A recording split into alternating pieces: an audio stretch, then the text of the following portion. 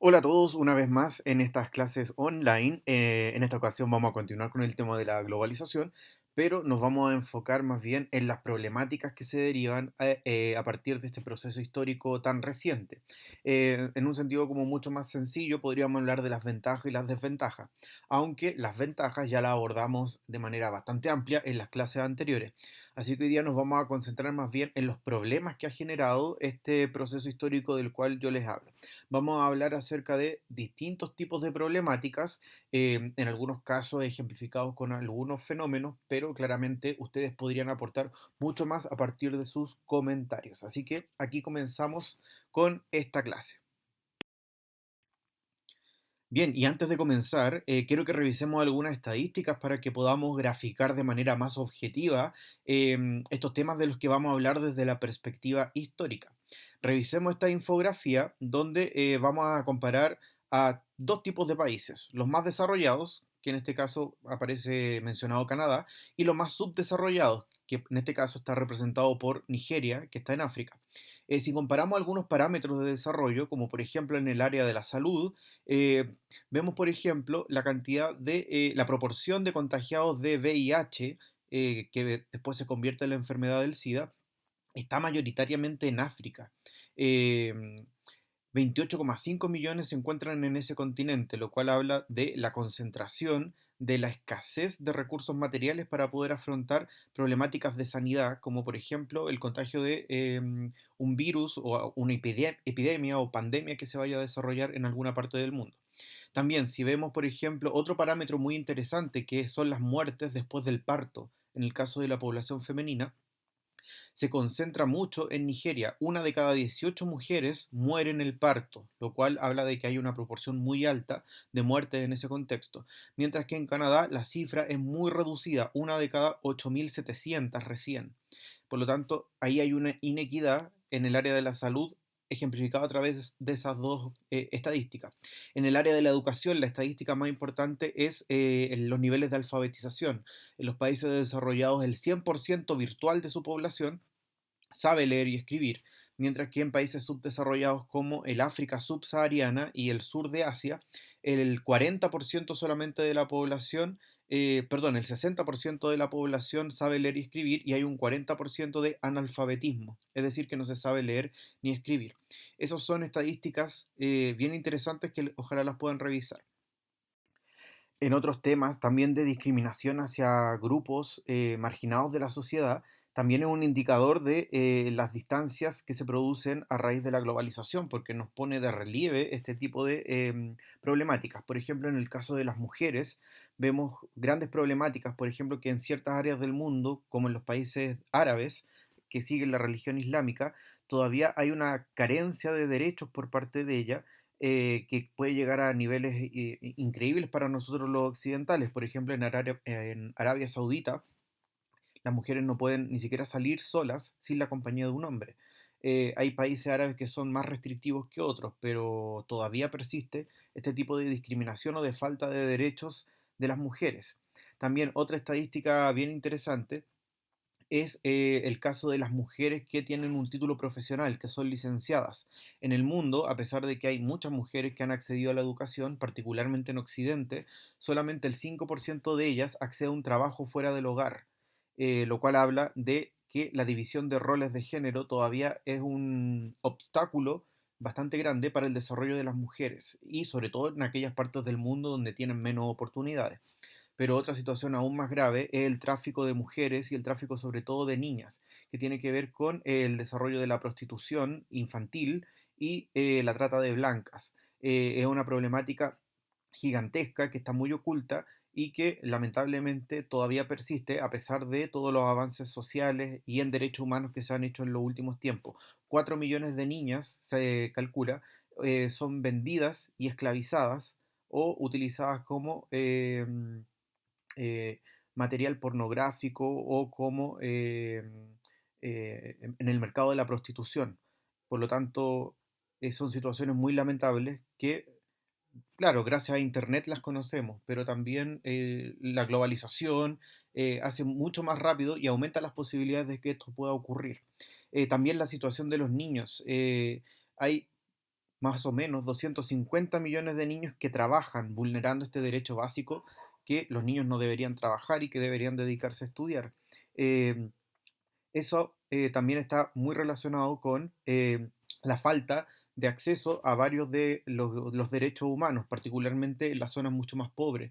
Muchos niños no tienen acceso a la educación, no tienen los alimentos básicos ni acceso a la salud suficiente para poder sustentar sus derechos básicos. Así que por lo tanto tenemos también este tipo de problemáticas que conocemos y que deberíamos hacernos las preguntas, que de hecho las voy a retomar al final de la clase. La globalización en el fondo lo que hace es simplemente mostrarnos esta realidad, hacerla más visible, ayuda, contribuye de alguna manera a combatir estos grandes problemas, o más bien es un foco de ampliación, como que en vez de apoyar que esto retroceda, finalmente potencia el hecho de que estos problemas se vayan agrandando cada vez más, producto que ya no hay fronteras, el comercio es cada vez más grande, y estos problemas en el fondo crecen o se aminoran producto de la globalización. Es una pregunta de reflexión que quiero que se hagan. Muy bien, y a este punto, todas las estadísticas que yo les presentaba anteriormente a ustedes tienen que ver con esto que es mucho más técnico y que tiene que ver con cómo medimos la desigualdad a nivel mundial.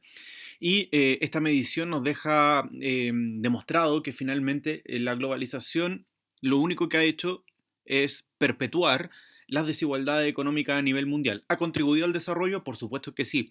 Aquellos países que ya eran desarrollados consiguieron aún más desarrollo e interconexiones comerciales. Pero sin embargo, los países que se quedaron rezagados en esta inserción económica, lamentablemente no pudieron surgir y las brechas se fueron ampliando cada vez más. Ahora, cuando decimos que un país es desarrollado o subdesarrollado, no tiene que ver con una percepción subjetiva de la riqueza o de la pobreza, sino que tenemos que utilizar indicadores que son objetivos para poder graficar esas diferencias. Y en este caso, hay dos cosas que quiero que anoten en el cuaderno muy bien. Hay dos indicadores para poder graficar las desigualdades a nivel mundial. El primero de ellos, y el más importante, corresponde al IDH, que son las siglas de Índice o Indicador de Desarrollo Humano. Es un indicador que se grafica de 1 a 0, son números virtuales, nunca se alcanzan, son utópicos, por lo tanto es una tasa que se concentra dentro del 0 del 1, es una proporción. Y los países se van a ubicar más cercano al 0 o más cercano al 1 en función de cuán desarrollados son. Si el número es más cercano al 1, significa que hay un desarrollo de ese país. Si el número que les da es más cercano a 0, significa que ese país es más bien subdesarrollado. Ahora bien, ¿cómo medimos en este indicador? Graficar el grado de desarrollo de un país es tremendamente complejo porque hay muchos ámbitos que hay que evaluar. Por lo tanto, no sería muy práctico que evaluáramos todos los indicadores posibles para graficar si un país es desarrollado o no. Por lo tanto, lo que hace el IDH es seleccionar solo tres indicadores, que son los más representativos de estas diferencias sociales. Piénsenlo un poquito y vean si es que los pueden adivinar. Bueno, me podrían haber puesto pausa, una buena idea, para que corroboren la idea. El primer indicador que utiliza el IDH corresponde al factor ingreso. Obviamente el indicador como más objetivo posible que se puede medir. El nivel de ingreso a través de la renta per cápita, es decir, cuánto recibe en promedio cada una de las personas dentro de la familia. Ese es un primer indicador. El segundo indicador es el nivel de escolaridad, es decir, cuántos años las personas están dentro del sistema educativo. Eso es un factor también indicador de educación.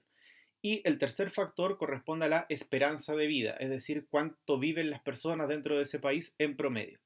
Mezclando estos tres indicadores nos da, por lo tanto, el resultado del IDH. Y a partir de ahí nosotros podemos categorizar a los países. Tradicionalmente había solo tres categorías, que eran los países desarrollados, que tenían un número cercano al 1, y que en el mapa aparecen marcados, el primer mapa, el de arriba, aparecen marcados con color verde oscuro. Luego venían los países en vías de desarrollo, es decir, que no eran tan pobres, pero que tampoco eran totalmente desarrollados, estaban en un camino intermedio, que son los países que aparecen en color verde claro. Y finalmente estaban los países subdesarrollados, con un número más cercano a 0 o inferior a 0,5, y que están marcados en el mapa con un color amarillo o rojo incluso. Ahora bien, Los estudios más recientes nos han hecho establecer que hay más diferencias dentro de las dos últimas categorías. Los países desarrollados sí lo son, están marcados en verde y eso se mantiene invariable. Pero también podríamos hacer una categorización más específica de otro elemento. Por ejemplo, podríamos distinguir a países que se encuentran en pobreza extrema, ¿bien? Como por ejemplo Haití, Somalia, Bangladesh, que serían los países que aparecen más en rojo, que se encuentran en un índice inferior a 0,5, incluso pueden llegar a 0,2. Luego tenemos los países subdesarrollados, que son países que, eh, si bien están un poco mejor, todavía no lo podemos categorizar como países en vías de desarrollo todavía. Un ejemplo sería Perú y Bolivia, que no se encuentran en un estado de abandono total, como por ejemplo un país africano, pero todavía les falta mucho para decir que son países en vías de desarrollo. Aunque, por ejemplo, de la información que aparece ahí, yo ya habría sacado, por ejemplo, a Perú y lo establecería como un país en vías de desarrollo, porque su economía ha ido progresando en el último tiempo. Bolivia se mantendría en esa categoría. Otra categoría serían los países en desarrollo, que corresponden a los que están en vías de, es decir, los que se encuentran entre el 0,5 hasta el 0,8. Y en ese caso podríamos encontrar a, sobre todo, países de economía avanzada dentro de América Latina, México, Brasil, Chile, Uruguay también, u otros países como por ejemplo Sudáfrica. Eh, y finalmente tenemos otra categoría especial que no aparece graficada con el IDH, que son los países desarrollados, pero que están desarrollados solo en el plano económico, es decir, que su economía crece, pero eso no significa que la reciba toda su población. Todavía existen muchos países donde su población todavía no recibe los derechos básicos, derechos políticos, derechos económicos, derechos sociales, porque mantienen regímenes que son de carácter totalitario o autoritario o son regímenes muy especiales. Ahí podemos poner como ejemplo a China, que claramente es un país que está progresando económicamente, pero su población todavía no tiene todos los derechos adquiridos. Países como Taiwán, Hong Kong, Corea del Sur, Singapur, que son potencias económicas del Pacífico en Asia, pero que lamentablemente no pueden tener todavía un desarrollo completo.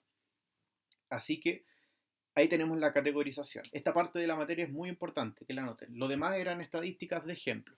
Esto sí tiene que estar anotado en el cuaderno.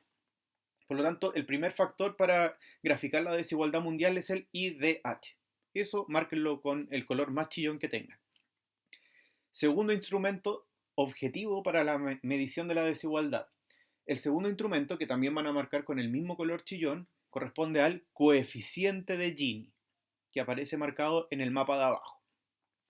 El coeficiente de Gini es un medidor que nos indica qué tanta desigualdad de ingresos se produce al interior de un país. Esa desigualdad claramente se va a medir con el factor únicamente de ingreso. Y en ese sentido, el indicador nos indica que eh, el número también va de 0 a 1 y mientras el número es más cercano a 0, significa que hay una igualdad más o menos clara. Y si el número se va acercando a 1, significa que hay mayor desigualdad. Por lo tanto, el número en este caso tiene que ser bajo idealmente. Los países del mapa, que ustedes pueden ver ahí, en el mapa que tiene por título Desigualdades Nacionales, marca precisamente aquellos países que tienen un coeficiente de Gini bajo, por lo tanto son países que promueven la equidad, y los países que están marcados en color más rojo, que son países más bien desiguales. Los países en verde no tienen datos disponibles. Si se fijan claramente, el color rojo se concentra en América Latina. Tristemente, los países de América Latina no han podido desarrollar una mejor equidad social y eso es bastante problemático para el desarrollo de nuestros países. Así que en este factor es muy importante considerar estos dos medidores, IDH y coeficiente de Gini, para que lo tengan bien destacado en sus cuadernos. Muy bien, asociado también a este tema de las desigualdades económicas, que lamentablemente el capitalismo neoliberal, que es la versión que conocemos en la actualidad, no ha podido resolver, Otro de los problemas que ha potenciado es el desarrollo de algunas problemáticas que si bien no son de carácter económico, el desarrollo de una mejor tecnología y el desarrollo de los nuevos transportes ha ampliado estas problemáticas y que tienen que ver particularmente con estas tres que yo les menciono acá. La primera de ellas corresponde al aumento en el tráfico de personas, también relacionado con el aumento demográfico también, sobre todo en los países más subdesarrollados. El tráfico de personas que lo podemos ver representado en algunos ejemplos. No solamente tiene que ver con el tráfico de personas dedicadas a la esclavitud sexual, sino que también el tráfico de personas dedicadas a la esclavitud laboral, particularmente niños, y también personas dedicadas al tráfico para la movilización o la migración de un lugar a otro. Hay muchísimos casos, no sé si conocen alguno de ustedes, de migrantes que finalmente se someten a los grandes traficantes para que los puedan trasladar de frontera a frontera. Particular el caso de México, con la gente que cruza la frontera hacia Estados Unidos, o lo que ha estado pasando también en Europa con la gente que viene de Siria o de Oriente Medio, que viene escapando de la guerra y que cruza el Mediterráneo a través de organizaciones criminales que los hacen pasar por el Mediterráneo en condiciones paupérrimas para poder llegar a Europa. Pero también hay otro, aún más grave todavía, quizás no tan desarrollado o tan visible, que tiene que ver con el tráfico de órganos. Así que también es otra problemática que puede ser visible y facilitada por los mecanismos de la globalización sin querer, lógicamente, nadie quiere que eso ocurra, pero se ha visto facilitada por los nuevos mecanismos y herramientas que ofrece este proceso. Otro elemento también muy importante y que está muy en boga, y de hecho vamos a tener que desarrollar una unidad referente a este tema, tiene que ver con el desarrollo de problemas medioambientales como efecto del desarrollo de la economía no sustentable. Este concepto de economía sustentable es más bien reciente. Todos hoy día estamos más o menos de acuerdo en que el desarrollo económico no debe ir en desmedro del desarrollo del entorno, del medio ambiente y también del progreso social, de los derechos sociales. Pero son ideas que se han incorporado recién en el último tiempo.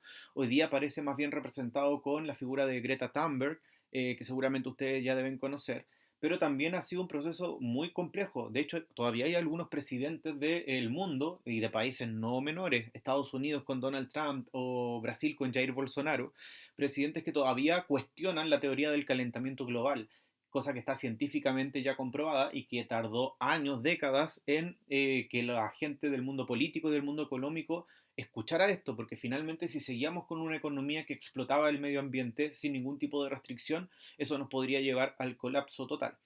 Uno de los grandes fundadores de la idea del calentamiento global, no sé si creador, pero sí uno de los grandes difusores de esta idea es el vicepresidente de Estados Unidos, ex vicepresidente Al Gore, que estuvo en el gobierno de Bill Clinton, pero que después se dedicó al desarrollo de estos temas de medio ambiente. Una tercera temática tiene que ver con las redes ilegales internacionales, el tráfico de armas, pero sobre todo, el más visible de todo, el narcotráfico, ha sido uno de los elementos más potenciados a raíz de la globalización, puesto que hoy día es mucho más fácil poder comprar y vender droga en Internet o bien comercializarla y trasladarla de un lugar a otro con las nuevas tecnologías. Así que ese ha sido un negocio, el mercado negro también otro factor. eh, Han sido negocios tremendamente que han visto su nicho de desarrollo con este nuevo contexto global. Y aquí, a modo de ejemplo, les presento un mapa con la distribución de las drogas a nivel mundial, del narcotráfico. Aparecen dos tipos de drogas ilustradas acá que corresponden a la cocaína y a la dormidera en sus derivados que pueden ser el opio o la heroína. Claramente no está acá la droga más difundida de todas, que sería la marihuana, aunque no creo que valiera mucho la pena insertarla dentro de un mapa porque está en casi todas partes, así que estaría tapado el mapa de la figura del cogollo que seguramente habrían utilizado ahí como simbología. Ahora bien, esto claramente nos habla acerca de dónde están concentradas estas drogas finalmente, aunque los puntos de distribución son todos los países y particularmente los más desarrollados, los lugares de origen de la droga son lo que más me interesa. Si se fijan, Latinoamérica es un gran productor de droga y particularmente Perú y Colombia y México son aquellos que se llevan como la batuta en el desarrollo del narcotráfico. De hecho, son países que tienen mucha historia y todavía lamentablemente la tienen y eso ha generado problemas políticos, económicos y sociales tremendamente potentes, más allá de la discriminación mundial también que hay a las personas que habitan en esos países. El, el este de Europa también es un factor importante del desarrollo de droga. Es más desconocido para nosotros porque son países de la ex órbita soviética, así que no sabemos mucho de sus realidades actuales. Pero también otros países productores, Afganistán, Pakistán, el subcontinente indio y Rusia, también son factores de producción eh, a través de laboratorios de algunas drogas. Australia, Nueva Zelanda también. Revisen el mapa y anoten las ideas más importantes. Y bien, pasando a otro tema, dentro de esto, de la misma globalización, nos vamos más hacia el ámbito sociocultural. Si bien en lo que hablábamos recién tenía que ver más con el aspecto económico, también era una demostración de cómo la sociedad occidental, el capitalismo occidental, se ha ido difundiendo con sus ventajas y sus desventajas por todo el mundo. Pero también eso ha significado que la cultura occidental también esté predominando en distintos niveles en todo el mundo.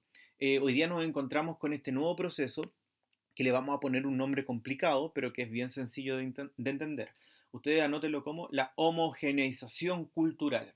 Es decir, homogeneización, que viene de la palabra homogeneidad, que nos habla acerca de cómo cada vez más caminamos hacia una cultura mundial más centrada en los cánones o las pautas culturales que vienen desde Occidente, particularmente de las que vienen desde Estados Unidos y desde Europa Occidental. Eso ha significado que existan distintos tipos de ejemplos en cómo podemos ver graficado este fenómeno. En primer lugar, podemos, por ejemplo, ver la occidentalización de los valores y la crisis de las identidades locales. Eh, las formas de ser del occidental son mucho más liberales en comparación a el resto de las culturas del mundo y también mucho menos marcadas por la espiritualidad. Somos una sociedad que avanzó más hacia la racionalidad y por lo tanto nuestros valores son mucho más liberales, seculares, y por lo tanto eso va en contraste con las culturas tradicionales del resto del mundo. Eso lo han ido adquiriendo cada vez más las personas de la actualidad, pero sobre todo la población juvenil. Ellos son los que marcan principalmente los cambios. Uno de esos elementos culturales tiene que ver con, por ejemplo, el desarrollo del arte, de la música, que cada vez está más pauteado desde Occidente. Otro fenómeno puede ser el uso y la masificación de Internet, que claramente es el mecanismo o la herramienta a través del cual se produce esta difusión de las características culturales de Occidente. También otro fenómeno que vemos todos, la necesidad de dominar el idioma inglés. A pesar de que yo no lo domino totalmente, me manejo un poco, he visto la necesidad de tener que usarlo en distintos contextos. Y no solamente por tener que viajar a otro país, sino que también incluso en el desarrollo académico de uno. Me acuerdo mucho yo cuando estudiaba en la universidad y teníamos que buscar fuentes de información para estudiar un tema de historia y la mayoría de esas fuentes estaba en inglés y era bien tedioso, si es que uno no manejaba bien el idioma, tener que desarrollar trabajos de investigación, porque la mayoría de los buscadores en Internet están en inglés, por lo tanto, cada vez más, mientras más especializamos nuestro trabajo, más necesario vemos la necesidad, más necesario vemos la necesidad, valga la redundancia, eh, el utilizar el inglés. Aunque hoy día se está viendo la importancia también del chino mandarín como otro idioma importante en el comercio, al menos. No en el área cultural para nosotros, pero sí en el área comercial. Otro factor, la occidentalización de la moda, el arte y los estándares de belleza.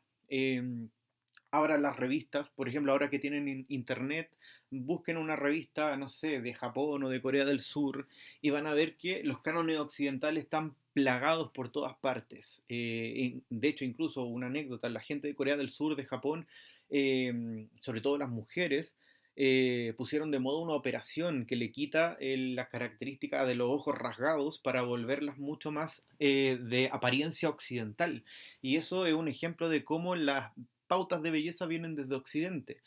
Nosotros los latinoamericanos también, por otros factores históricos también más profundos, pero también hemos visto cómo el sentido de la belleza viene desde Occidente. Lo indígena es percibido como feo, como incivilizado, mientras que lo que viene de Estados Unidos o de Europa generalmente es percibido como más bello y como mejor o más civilizado. Esas nociones claramente se han ido potenciando con la globalización. Otro elemento, la difusión de los medios de comunicación y la publicidad, que son mecanismos comerciales de Occidente, que también se hacen necesarios para el resto del mundo. Por ejemplo, podemos ver el lenguaje de los memes, que nace claramente en Occidente y que se va difundiendo rápidamente por todo el mundo a través de los foros. En este caso, el foro de 4chan. No sé si lo ubican, yo me imagino que sí, porque ustedes son más expertos que yo en este tema. Eh, o también el lenguaje de los emojis, que no sé si nació en Occidente, pero se potenció totalmente con las redes sociales. Y finalmente tenemos otro fenómeno que es el fenómeno de la xenofobia, que sería el factor negativo. Lamentablemente, el factor de la homogenización cultural nos hace ser cada vez más temerosos a alguna parte de la población, no a todos, realmente. A una parte de la población la hace ser más temerosa de aquella persona que viene desde una cultura diferente, sobre todo de aquella que ve como más incivilizada o como menor a la cultura propia. En este caso lo podemos ver ejemplificados con las actuales migraciones de haitianos en nuestro país. La xenofobia se ha visto potenciada en algunos sectores de la población y eso es bastante triste. Al lado, ustedes pueden ver un material que yo saqué de un libro y que nos habla acerca de este fenómeno de la homogeneización y de cómo las pautas culturales de Occidente se ven en este ejemplo de Halloween. Yo, por ejemplo, jamás celebré Halloween. De hecho, no lo celebro. Cuando viene el niño a mi casa a pedir dulce, yo apago la luz, como si fueran testigos de Jehová. Bueno, no le cuenten a nadie que hago eso, por favor. En el fondo es porque yo jamás celebré Halloween, pero yo vi cómo se empezó a poner de moda y finalmente hoy día todos los niños celebran Halloween, que es una festividad que no tiene nada que ver con nuestra cultura. Los mexicanos quizás el Día de los Muertos, pero no con los chilenos, que jamás lo habíamos hecho. Pero se ha ido extendiendo a lo largo del mundo y eso es otro ejemplo de esta homogenización cultural, cómo estamos siendo casi atropellados, metafóricamente, lógico, por Occidente. Bien, a raíz de todos estos problemas, lógicamente va a existir gente que va a sentir la necesidad de organizarse para poder combatir estas problemáticas surgidas a raíz de la globalización. Si entendemos la globalización netamente como el desarrollo económico y solo económico del mundo, claramente vamos a dejar de lado una serie de perspectivas y de ámbitos que van a quedar rezagados y que lamentablemente nadie se va a preocupar de ellos, porque los grandes empresarios, si no existen las limitaciones por parte del Estado, van a buscar las utilidades y no se van a enfocar en los daños colaterales que se puedan generar a partir del desarrollo económico. En ese sentido, los grupos que se han organizado en torno a este tema los vamos a llamar movimientos antiglobalización, que claramente le buscan dar este enfoque más social, cultural y político también al desarrollo de la globalización económica. En ese sentido, han sido bastante críticos con estos aspectos problemáticos de la globalización, particularmente con la falta de transparencia que han tenido algunos organismos económicos internacionales como el Banco Mundial o el Fondo Monetario Internacional, FMI, acerca de cuáles son los créditos que se le dan a determinados países y por qué se le da crédito a algunos países y a otros no, porque a algunos se les da más plazo para pagar y a otros no. Por lo tanto, ahí luchan para que la ayuda de los organismos internacionales sea más bien equitativa para los países subdesarrollados. Y en ese sentido se buscan políticas de apoyo por parte de estos organismos internacionales, pero también buscan desarrollar una ampliación de los derechos humanos, sobre todo en aquellos países donde son evidentemente más vulnerados, países que están viviendo crisis política y donde vive la represión policial, países donde todavía no existe equidad de género, como los países del mundo arábigo, no existe la libertad política, como en países de Asia, como en China, por ejemplo, o países donde todavía existen algunas problemáticas más profundas, por ejemplo, el desarrollo de una estabilidad política mejor, como por ejemplo en África o Latinoamérica. Así que en ese sentido, estos grupos también buscan exponer sus puntos de vista desde ese parámetro.